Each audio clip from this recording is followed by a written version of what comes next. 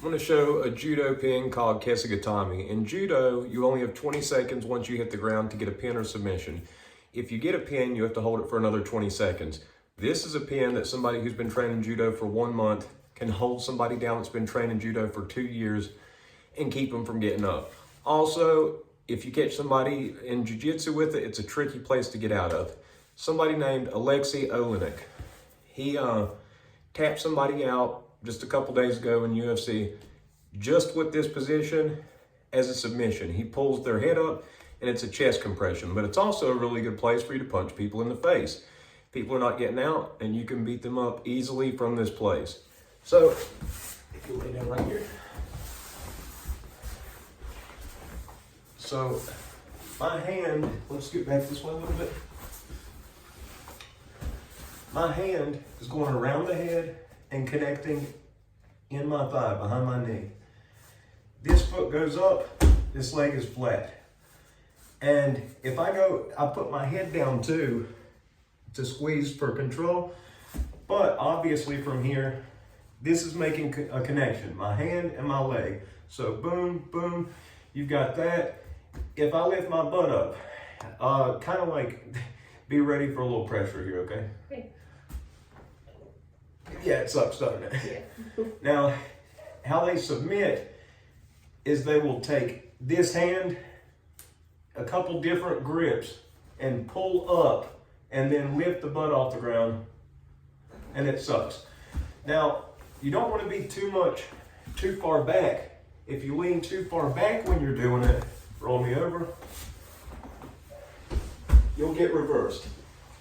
So, there's kind of a delicate balance of lifting up, keeping pressure, but if you feel them trying to reverse you this way, try to reverse me, I just go flat, can sink my weight down. Now, if it's just grappling, if you're just doing jiu-jitsu, if you're just doing judo, you're not going to be up to punch. So having the head way up, there's not a lot of reason for that. But if you keep the head down, it's a better place to pin from and they're not going to get out of it easily. Now, instead of my feet being over here towards her feet, I personally like to walk my feet out this way. Not so they make an L shape, but literally so my legs, like my right leg is pointing the same direction. She's this way.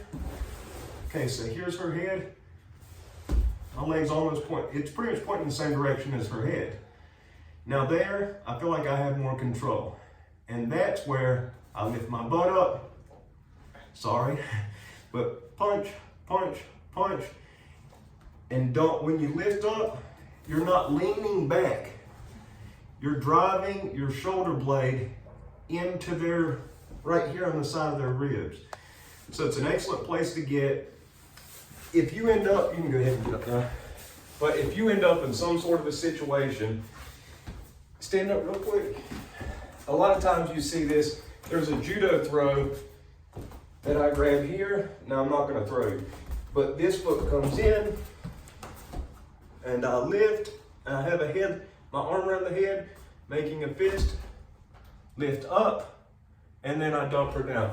But on the same note, it's not the prettiest way, but if you don't do the mechanics of that throw and you can get that arm around, if I have that arm around and I simply face plant, and once her feet, I feel them lift off the ground in the middle of this face plant, I roll into it. Hand to thigh. This leg I keep up. You can put it down. I like to have it up. Sometimes people have both legs down. I like to have it up. It lets me walk. And if she moves, can you walk your feet towards mine? I keep walking away. So that's my favorite pin. I've used that pin alone as a submission. After people get gassed out, about 2 or 3 minutes into a round when they're breathing, maybe it's the 3rd or 4th round, they're gonna be gassed. If you lift their head up, last time. If I lift her head up, I'm lifting her head into my chest. So it's like, basically I'm smothering her with my stomach and chest. So I lift it up and put there, and then Sorry, one more time. There. Sheet tat. I wasn't doing it hard at all. It's just the mechanics of it. You can be a lighter person, but if you know how to put all of your, you might not be heavy. If you balance your weight over somebody else's body, you're not going to weigh a lot. If you're lighter than them, it's not going to feel heavy.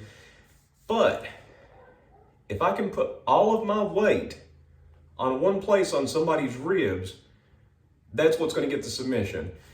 I know this is going a little more than I thought it was. There's one more detail. It's very important. I'm so sorry. She's being very sweet, so thank her very much. Let's scoot this way.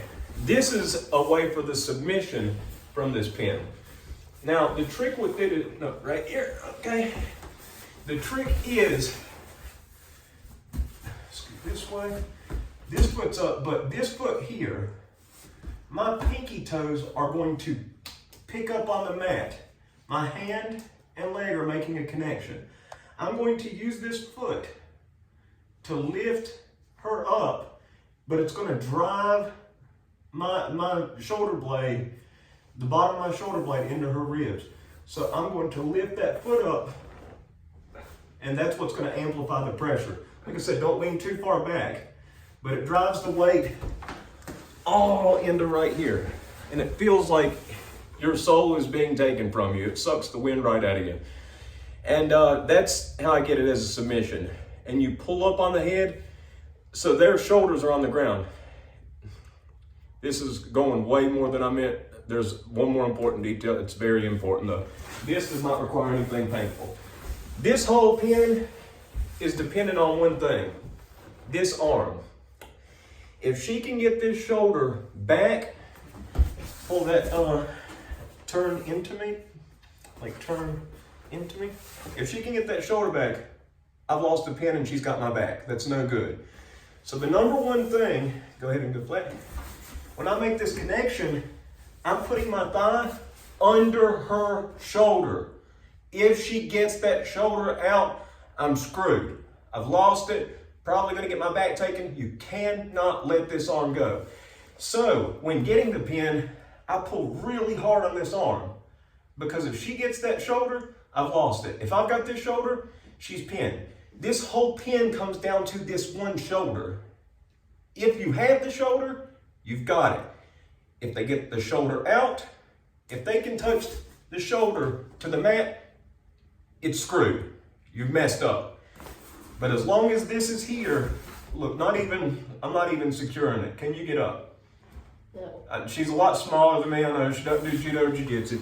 But you can hold somebody. I could just put both hands on that arm with my weight into them, pull up on the arm. And this was something we did in judo class just to show the principle of this. And if you can keep that one shoulder from getting to the mat, they will not get up. Unless you lean back too far, then you'll get reversed. But this is one of my favorite pins. I'll probably do some more stuff on it in the future. It's a place that jiu-jitsu people aren't as familiar with in a lot of situations. And it's a situation that if you put somebody in, they can't get out of it. With my karate school level grappling in prison, I was showing people this pin that I had been taught. Prison fights, I fought a prison monster. Before he came up and we got in that fight, this was the pin I was demonstrating on a 230-pound muscled up dude who was from Philadelphia, and he couldn't get out.